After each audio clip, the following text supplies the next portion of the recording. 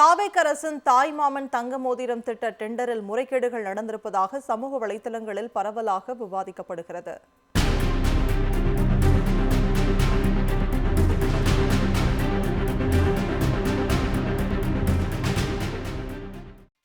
இந்த ஆண்டு ஜூன் 22ஆம் தேதி முதல் தமிழ்நாடு அரசு மருத்துவமனைகளில் பிறக்கும் குழந்தைகளுக்கு 1 கிராம் தங்க மோதிரம் வழங்கும் தாய்மாமன் தங்க மோதிரம் திட்டம் செப்டம்பர் 15ஆம் தேதி அன்று தொடங்கப்படும் என்று விஜய் தலைமையிலான தாவேக அரசு தெரிவித்துள்ளது.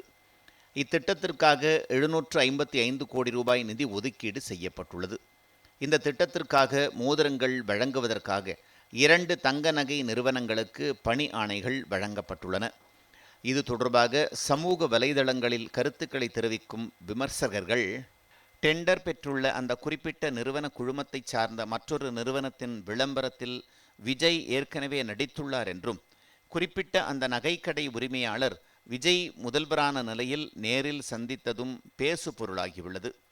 தங்கம் விலை தவிர்த்து மற்ற அனைத்து கட்டணங்களையும் சேர்த்து மற்ற பல நிறுவனங்கள் 400 ரூபாய் முதல் 1300 ரூபாய் வரை டெண்டரில் கோரியிருந்த நிலையில், விஜய் விளம்பர தூதராக இருந்த குறிப்பிட்ட அந்த குழும நிறுவனம் மட்டும் எப்படி 0.01 பைசா செய்கூலி சேதார அளவில் டெண்டர் கோரியது என்றும் சந்தேகம் எழுப்பியுள்ளனர்.